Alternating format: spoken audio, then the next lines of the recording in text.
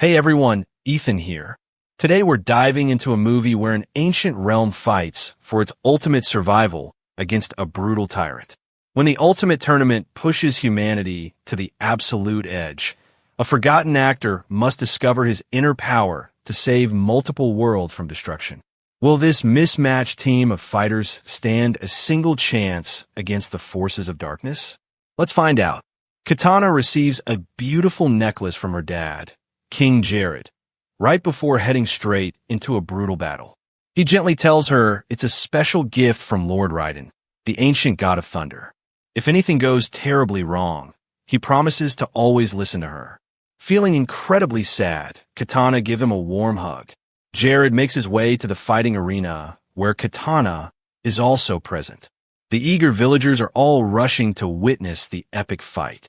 This is the final tournament, and all their top warriors have fallen except for Jared, who now has to face the mightiest warrior in their entire realm, Kahn. The legendary battle kicks off, and Kitana watches anxiously alongside her mother, Queen Sindel. Jared takes the very first hit, but quickly retaliates only for his trusty sword to shatter completely against a massive hammer. Despite this, he still manages to inflict a serious injury on the enemy with the broken blade. He brings him down to his knees and is completely ready to deliver the final finishing blow, but Kahn catches it in his bare hand and overpowers him, binding both of Jared's hands securely. He brutally cuts them completely off while Sindel desperately tries to shield her young daughter from the horrific sight. Kahn ultimately finishes off Jared, causing Kitana to break down in heavy tears. The sky suddenly darkens with the shadow, realm moon. Sindel seizes her absolute last opportunity and charges fiercely into battle, but it's incredibly short-lived. Sure out, Kahn commands everyone to kneel right now, and they all do so completely helplessly. Kitana quietly approaches her fallen father and takes a soft blue scarf from him, tying it carefully in her hair. Kahn loudly declares that she will now be his adopted daughter. Fast forward a few long years, and an older Kitana is training hard for a combat tournament with her loyal bodyguard, Jade. Jade manages to disarm her quickly, but Kitana quickly removes her ribbon and firmly asserts that everything can be a deadly weapon. They spar again, and this time Kitana comes out completely on top. As they head back, Jade expresses that even though she's her official bodyguard, she has always truly seen her as a sister. Kitana replies that she honestly feels the exact same way. Jade then surprises her with a beautiful gift, a bladed fan. Back at the massive castle, they're looking after Kahn and Sindel, who's now his royal queen. By the way, if you're enjoying the story so far, make sure to subscribe because things are about to get even crazier from here. Kahn mentions he's on a dark quest to fully take over the Earth realm. He's actively hunting for a magical amulet that can heal any injury and grant total immortality. His sneaky spy reports that it was last spotted in Raiden's sacred temple before being swiftly snatched by ruthless mercenaries. Kitana points out that charging the amulet requires a massive amount of cosmic power. They'll need a bright star for that. The spy has a clever plan. Meanwhile, at Raiden's temple, his team is gearing up to protect the Earth realm from Shao. Raiden notes they're currently missing one crucial champion. Somewhere on Earth, a random guy is running fast, but gets cornered by an angry crowd. It's Johnny Cage. He stylishly puts on his cool glasses and starts a fight. He dodges the sharp knives with ease and counters with a long pole, taking them out. A dangerous woman is about to launch a rocket from high above. He throws the pole, but she fires anyway. He lets it zoom right past him, and it hits a nearby helicopter. Later, Johnny finds himself at the busy influencers fair. He's got absolutely no audience while everyone else is completely packed. He heads back to his car, tossing his useless posters aside when Raiden suddenly shows up with Sonya Blade, telling him he's been chosen for Mortal Kombat. He completely mistakes them for dedicated cosplay fans and tells them to scram. Just then, Raiden opens a glowing portal right behind him. He's totally shocked to see this as Raiden steps right through. Sonya encourages him to follow, and he walks right into the ancient castle. He runs into three tough guys practicing, and Sonya introduces them as the rest of the team, Jack, Cohen, and Liu Kang, who's the top fighter. Confused, Johnny watches Liu Kang throw actual fire and wonders how he'll ever fit in. Sonya explains it takes many months of hard training to unlock powers, but they don't have that kind of time. He questions why they waited until the absolute last minute to call him. Sonya reveals they had another great fighter, Kung Lao, who was brutally killed by Kahn. Upon hearing this, Johnny bursts right into the room, demanding to be let out immediately. He insists he doesn't have any cool superpowers like the others. He shouldn't even be here. Raiden chimes in, stating that this is a critical battle for his world, too. If they fail, Kahn will take total control. Still, Johnny walks out anyway. Sonya attempts to stop him, but he reiterates that he's not a real warrior. He's just a professional actor. Sonya reminds him that before all this fame, he was the guy with 5 black belts and a prestigious world title.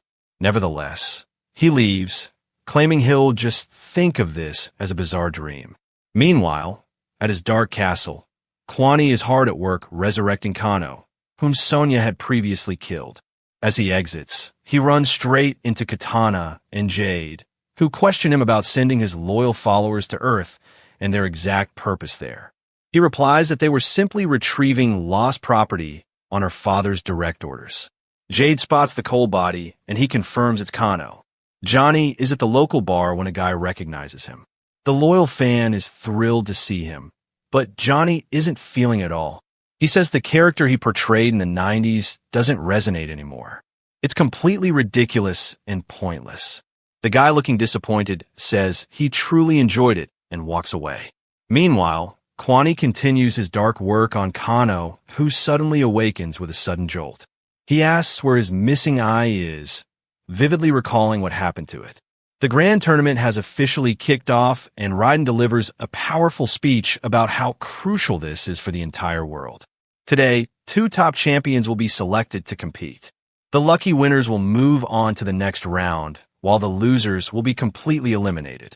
The victor can choose to spare their lives even after defeating their opponents. Sonya is picked for the day, but Cohen is curious about who the other champion will be. Johnny's still hanging out at the bar, checking out his old fight videos. When the bartender turns around, he orders a stiff drink and suddenly finds himself in a literal war zone.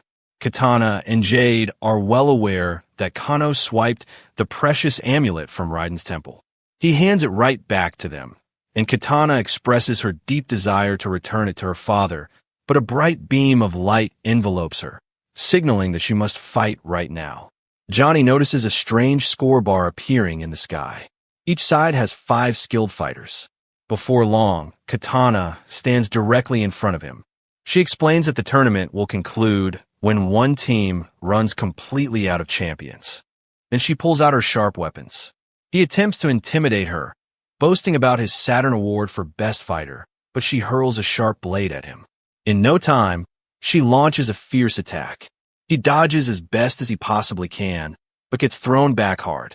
He tries to strike her, but she effortlessly blocks his moves and delivers a powerful hit, sending him flying again. He attempts to escape through the loose tiles, but she rises up and knocks him down. He struggles to maintain his composure, but ultimately loses consciousness completely. Kitana mercifully spares his life and walks away. He gets teleported right back. One of their champions has been taken out. Sonya is set to face off against Sindel. They both utilize each other's incredible superpowers. Sindel gains the upper hand and tosses Sonya aside. The dangerous room is filled with sharp spike traps.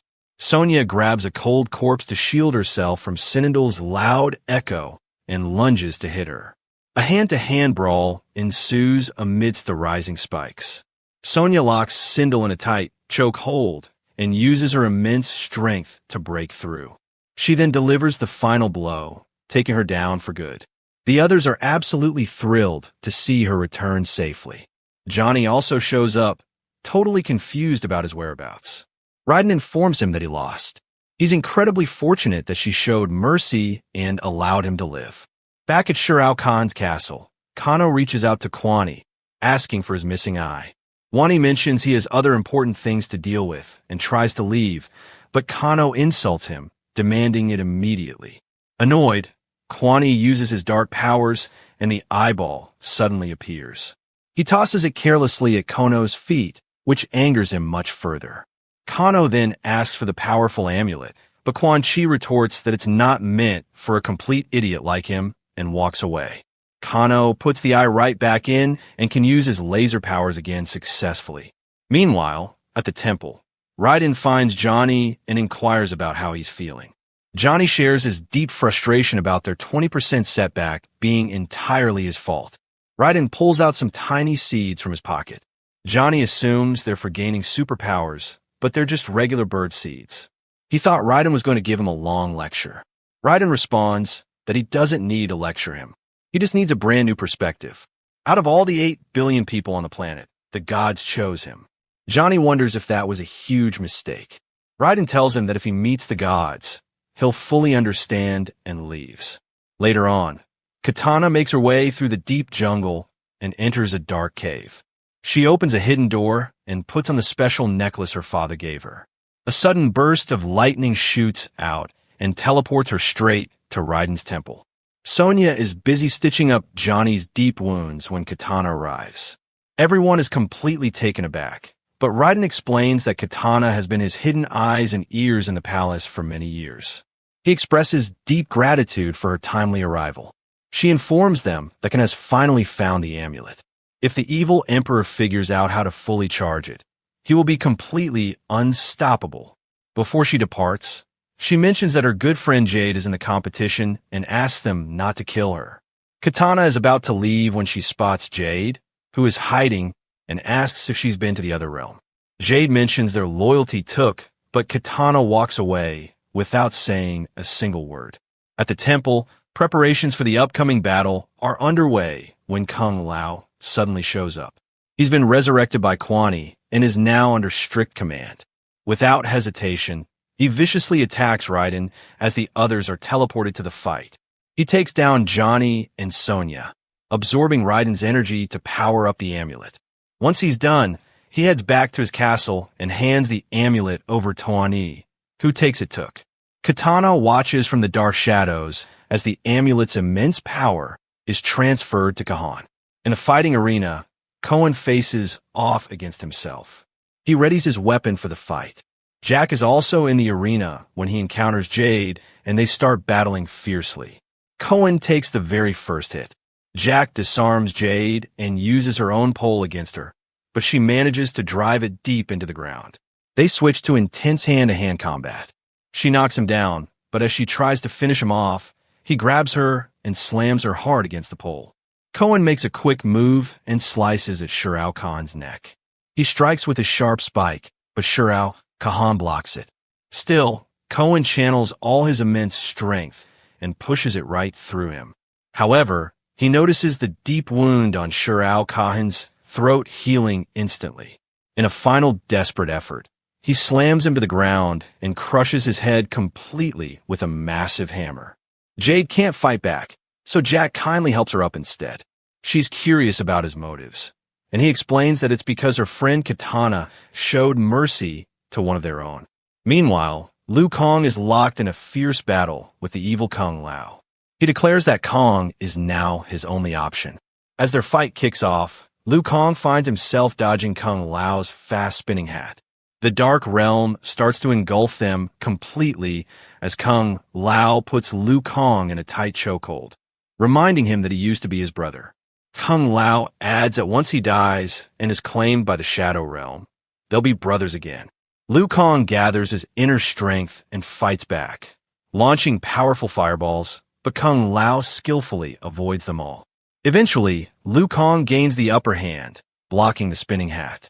Seizing the perfect moment, he allows Kung Lao to strike him, tricking him into dropping right over the blade. In the end, Kung Lao meets his tragic demise. Liu Kang returns to the temple only to find Raiden in a severely weakened state, completely drained of energy. Their deep sorrow deepens as they learn of Koen's tragic death. At the castle, the powerful amulet is locked away, completely out of reach. Baihan has also been reborn in the Dark Shadow Realm.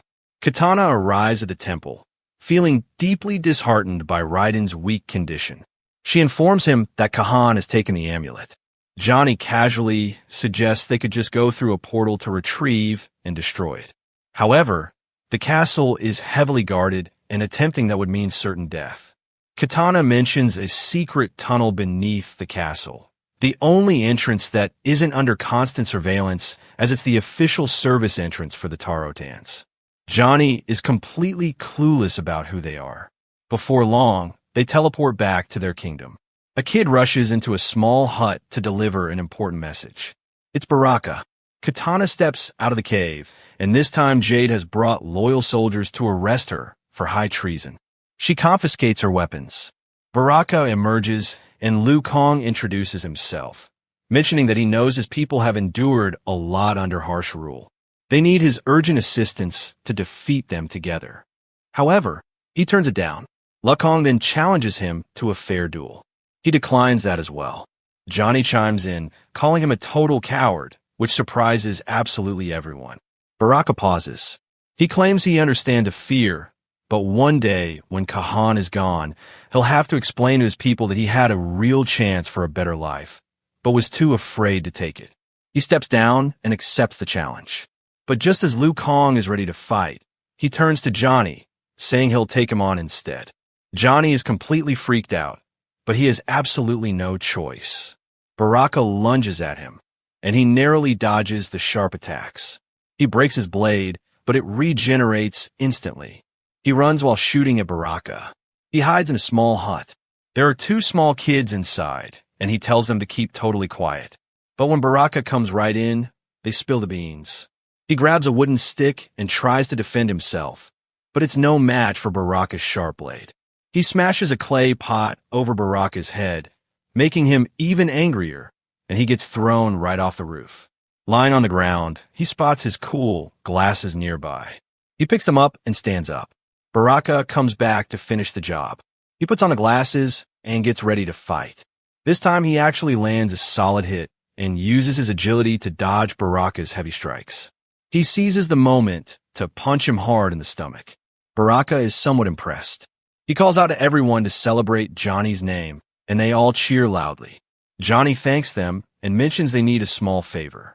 Baraka says that he is fully ready to help them, but Johnny has to teach him his unique way of fighting, and Johnny agrees. At the tunnel entrance, they go right in and easily take out a few guards. The others are in clever disguise. Once they finish the job, Baraka says goodbye to Johnny. Kitana stands before Kahn. Sindel is resurrected, but he threatens to end her life for good if Kitana doesn't tell the absolute truth. She admits that she traveled to the Earth Realm. She was searching for Lord Raiden, but he's missing, and his champions have absolutely no clue what happened to him. All she knows is that she's totally alone, staring right at Jade. Kahn commands his men to chain her up in the open town square. He then approaches Jade, claiming he made the right decision in choosing her as Kitana's bodyguard. The four of them arrive at the castle and go their separate ways, which Baihan closely observes. Liu Kang finds himself in a room with the amulet. Shortly after, Kang barges in and attacks him. Liu Kang skillfully dodges his heavy strikes. He readies his fiery dragons to counterattack. They envelop him, but don't actually burn him. The fight resumes, and Liu Kang manages to toss the heavy hammer aside and rushes to grab it. He attempts to smash the amulet, but it doesn't budge. Kang seizes it and slams him hard against the stairs. Just then, Jack bursts in. Liu Kang keeps using his powers to attack, while Jack tries to free the amulet. Jack succeeds in breaking the cage, but Kang approaches and attacks him. Johnny and Sonya also arrive. They all take turns attacking him, but he holds his ground against them. While he's distracted trying to grab Jack, Johnny attempts to snatch the precious amulet. However, Baihan appears and takes it, telling Kahn he'll keep it completely safe before disappearing. He then grabs Jack and finishes him off. He vanishes along with Sonya as Johnny rushes to Jack, but it's far too late. Soon after, Kono shows up with soldiers. However, he instructs them to line up and takes them all out, leaving Johnny completely shocked. He claims he's going to save everyone, but he needs something in return. Jade visits Kitana and tells him it's not too late. She needs to plead for his forgiveness. No one could ever oppose him. He's just too incredibly powerful. Kitana responds that she's much better than that, and Jade walks away, leaving her sharp weapon resting against a nearby tree. Johnny enters the temple with Kano. Raiden inquires about their exact purpose. Kano expresses his deep desire to help them join the Earth Realm, claiming it's far superior to their current desolate sand-filled existence. Raiden questions why they should trust him, to which Kano replies that he knows where Bon is taking the amulet, straight to the Nether Realm. Johnny asks what that is, and Raiden explains it's the Dark Realm of the Dead. Kano insists they need to act fast. Raiden tells Johnny that no one will ever know the sacrifices he's made for the world, but he believes it's still worth it. He adds that he won't make it in that dark realm without a guide. So, they are introduced to Hanzo Hashi, who isn't thrilled to see them at all. Johnny asks what this place is, and Hanzo explains that reality is just a den in the Nether Realm. Meanwhile, Kono munches hungrily on apple. Johnny mentions they were sent by Raiden and need a guide, but Hanzo tells them they've come to the wrong place entirely. Just then, Kono reveals that Baihan is alive. Hanzo recalls the violent past.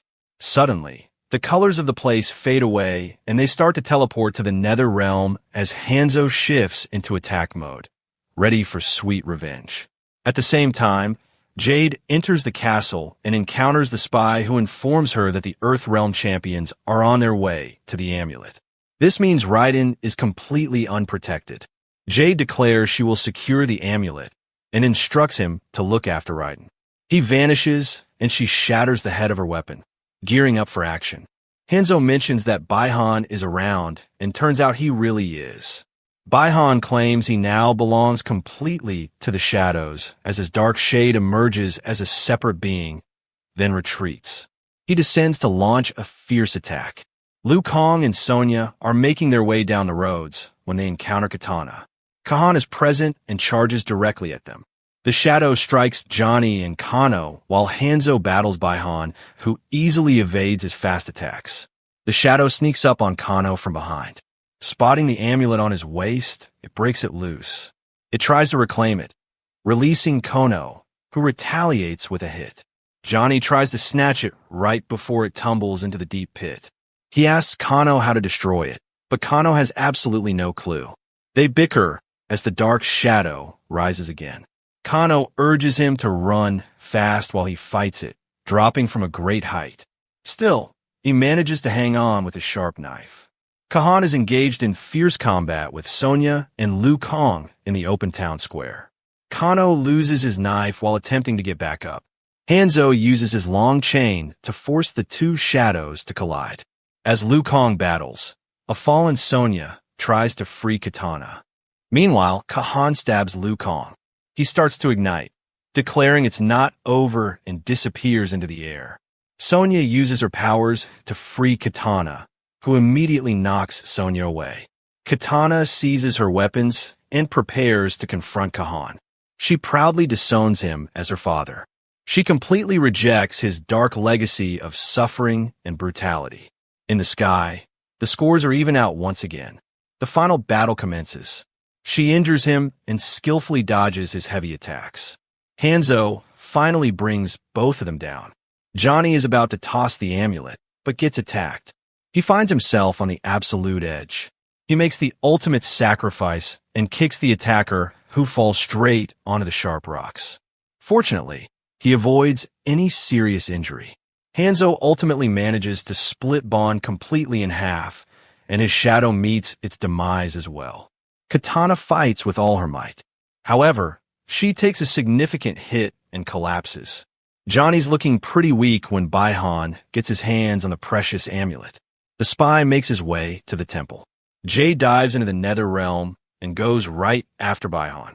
Kano gets back up, and they both take on the tough guy. Hanzo jumps in too, holding the amulet up in front of him. Johnny gets back on his feet, and Kitana does too. Johnny puts on his glasses and admits that for the first time ever, he's not just the actor. Kitana charges at Kin just as Johnny finally taps into his real superpower. He unleashes it with full force, and their combined strength shatters the amulet completely. This also wakes Raiden up right before the spy makes his move. Kitana lands a precise hit on Kahan's throat. Raiden awakens, bursting with power, and takes out the spy. Kitana gets knocked down again, but this time his throat wound doesn't heal. The dark mark from the amulet disappears completely. Kitana rushes at him and disarms him. She throws a fast flurry of punches, but he catches her in a tight chokehold. His overwhelming power leaves her completely powerless, and just when she thinks she's about to lose her life, she vividly remembers her last moment with her dad and his encouraging words to stay strong. She completely regains her strength, removes her ribbon, and uses her trick to counterattack. Sonya wakes up, takes off his helmet for everyone to see, and then uses her blade to finish him off completely. Everyone starts to kneel before Kitana, but she firmly tells them to stop. She reminds them that they're all proud and shouldn't kneel. The crowd chants her name, hailing her as their true queen. Later on, everyone finds their long-lost peace and friendship, and Kitana proudly takes the throne. Johnny shares this epic tale with the Turkin kids. The others show up, letting everyone know that the Earth has been saved. Kono brings in Quan Shi, and together they set off to bring back the lost champions. Do you think the champions will succeed in resurrecting their fallen allies in the next chapter? Let me know your thoughts in the comments below, and don't forget to subscribe.